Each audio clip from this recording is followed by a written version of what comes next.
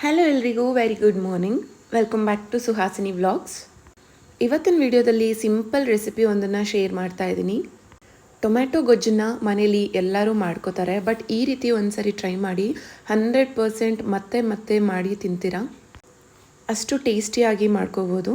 So ಮೊದಲಿಗೆ ಒಂದು ಪ್ಯಾನ್ಗೆ 1/4 ಕಪ್ಪಷ್ಟು ಆಯಿಲ್ನ ಆ್ಯಡ್ ಮಾಡ್ಕೋಬೇಕು. ಇಲ್ಲಿ ಆಯಿಲ್ ಸ್ವಲ್ಪ ಜಾಸ್ತಿನೇ ಆ್ಯಡ್ ಮಾಡ್ಕೊಳ್ಳೋದ್ರಿಂದ ತುಂಬ ಚೆನ್ನಾಗಿರುತ್ತೆ ಆ್ಯಂಡ್ ಲಾಂಗ್ ಟೈಮ್ ಕೂಡ ಇದನ್ನು ಪ್ರಿಸರ್ವ್ ಮಾಡ್ಕೋಬೋದು.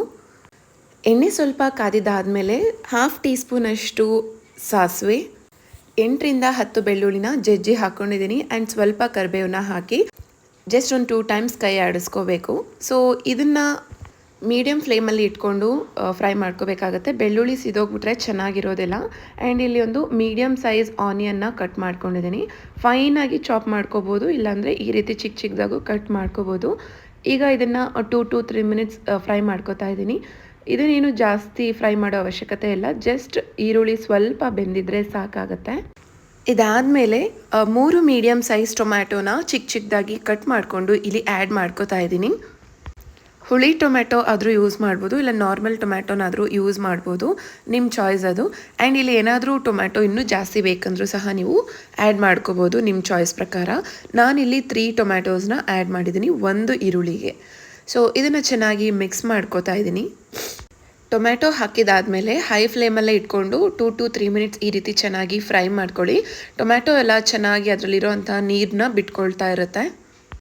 ನೀರು ಹೊರಗಡೆ ಬಂದಷ್ಟು ಬೇಗ ಸ್ಮ್ಯಾಶ್ ಆಗ್ತಾ ಬರುತ್ತೆ. ಆ್ಯಂಡ್ ಇಲ್ಲಿ ಟೇಸ್ಟ್ಗೆ ಬೇಕಾಗಿರೋಷ್ಟು ಸಾಲ್ಟ್ನ ಆ್ಯಡ್ ಮಾಡ್ಕೋತಾ ಇದ್ದೀನಿ. ನೀವು ಬೇಕಾದರೆ ಕಲ್ಲುಪ್ಪನ್ನು ಸಹ ಸೇರಿಸ್ಕೋಬೋದು.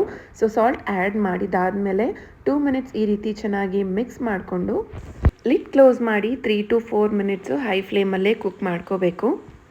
ಗಾಳಿ ಎಲ್ಲ ಹೊರಗಡೆ ಬರದೇ ಇರೋ ರೀತಿ ಕುಕ್ ಮಾಡಿಕೊಂಡ್ರೆ ಚೆನ್ನಾಗಿ ಬೇಗ ಟೊಮ್ಯಾಟೊ ಎಲ್ಲ ಸ್ಮ್ಯಾಶ್ ಆಗುತ್ತೆ. ಆ್ಯಂಡ್ ಲಿಡ್ ಕ್ಲೋಸ್ ಮಾಡಿ ಕುಕ್ ಮಾಡ್ಕೊಳ್ಳೋದ್ರಿಂದ ಅದರಲ್ಲಿರೋವಂಥ ವಾಟರ್ ಎಲ್ಲ ಎವಾಪ್ರೇಟ್ ಆಗುತ್ತೆ. ಸೊ ಈಗ ಚಿಕ್ಕದಾಗಿ ಚಾಪ್ ಮಾಡ್ಕೊಂಡಿದ್ದೀನಿ ಕೊತ್ತಂಬರಿ ಸೊಪ್ಪನ್ನ ಆ್ಯಡ್ ಮಾಡ್ಕೋತಾ ಇದ್ದೀನಿ. ಕೆಲವೊಬ್ಬರು ಲಾಸ್ಟಲ್ಲಿ ಆ್ಯಡ್ ಮಾಡ್ಕೋತಾರೆ, ಬಟ್ ನಾನು ಇಲ್ಲೇ ಆ್ಯಡ್ ಮಾಡ್ಕೋತಾ ಇದ್ದೀನಿ. ಬೇಕಾದರೆ ನೀವು ಈಗ ಆ್ಯಡ್ ಮಾಡಿಕೊಂಡು ಮತ್ತು ಲಾಸ್ಟಲ್ಲೂ ಸಹ ಸ್ವಲ್ಪ ಆ್ಯಡ್ ಮಾಡ್ಕೋಬೋದು, ಅದು ಕೂಡ ಚೆನ್ನಾಗೇ ಇರುತ್ತೆ.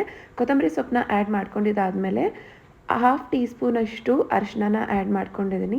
ಆ್ಯಂಡ್ ಇಲ್ಲಿ 1.5 ಟೀ ಸ್ಪೂನಷ್ಟು ಮನೆಯಲ್ಲೇ ಮಾಡ್ಕೊಂಡಿರೋಂತಹ ಸಾಂಬಾರ್ ಪೌಡರ್ನ ಯೂಸ್ ಮಾಡ್ತಾ ಇದ್ದೀನಿ. ನೀವು ಹೊರಗಡೆ ಯಾವುದಾದ್ರೂ ಸಾಂಬಾರ್ ಪೌಡರ್ನ ಸಿಕ್ಕಿದ್ರೆ ಅದನ್ನು ಸಹ ಯೂಸ್ ಮಾಡ್ಬೋದು. ಇದು ಪ್ಲೇನ್ ಸಾಂಬಾರ್ ಪೌಡರ್ ಅಷ್ಟೇ, ಮನೆಯಲ್ಲಿ ಸಾಂಬಾರಿಗೆಲ್ಲ ಯೂಸ್ ಮಾಡ್ತೀವಲ್ವ ಅದೇ ಸಾಂಬಾರ್ ಪೌಡರ್ನ ಯೂಸ್ ಮಾಡ್ತಾ ಇದ್ದೀನಿ. ಕೆಲವೊಬ್ಬರು ಬರೀ ಹಸಿ ಮೆಣಸಿನ್ಕಾಯಿನ ಹಾಕಿಬಿಟ್ಟು ಫ್ರೈ ಮಾಡ್ಕೋತಾರೆ, ಅಂದರೆ ಟೊಮ್ಯಾಟೊ ಗೊಜ್ಜನ್ನ ಪ್ರಿಪೇರ್ ಮಾಡ್ಕೋತಾರೆ. ಬಟ್ ಈ ರೀತಿ ಸಾಂಬಾರ್ ಪೌಡರ್ ಹಾಕಿ ಮಾಡ್ಕೊಳ್ಳೋದ್ರಿಂದ ತುಂಬಾ ಟೇಸ್ಟಿಯಾಗಿ ಬರುತ್ತೆ. ಈ ರೀತಿ ಒಂದ್ಸರಿ ಟ್ರೈ ಮಾಡಿ. ಸಾಂಬಾರ್ ಪೌಡರ್ ಎಲ್ಲ ಚೆನ್ನಾಗಿ ಮಿಕ್ಸ್ ಮಾಡಿಕೊಂಡು 1/2 ಗ್ಲಾಸ್ ಅಷ್ಟು ನೀರನ್ನ ಆ್ಯಡ್ ಮಾಡ್ಕೋತಾ ಇದ್ದೀನಿ. ಸಾಂಬಾರ್ ಪೌಡರ್ ಹಾಕಿರೋದ್ರಿಂದ ಈ ವಾಟರಲ್ಲಿ ಅದೊಂದು ಸ್ವಲ್ಪ ಚೆನ್ನಾಗಿ ಬಾಯ್ಲ್ ಆದರೆ ಹಸಿ ಸ್ಮೆಲ್ಲೆಲ್ಲ ಇರೋದಿಲ್ಲ ಸಾಂಬಾರ್ ಪೌಡರ್ದು. ಆ ರೀಸನ್ಗೆ ನೀರು ಹಾಕಿ ಬಾಯ್ಲ್ ಮಾಡ್ಕೋತಾ ಇರೋದು. ಸೊ ನೀರು ಹಾಕಿದಾದಮೇಲೆ 2 ಮಿನಿಟ್ಸು ಲಿಡ್ನ ಕ್ಲೋಸ್ ಮಾಡಿ ಚೆನ್ನಾಗಿ ಬಾಯ್ಲ್ ಮಾಡ್ಕೋಬೇಕಾಗತ್ತೆ.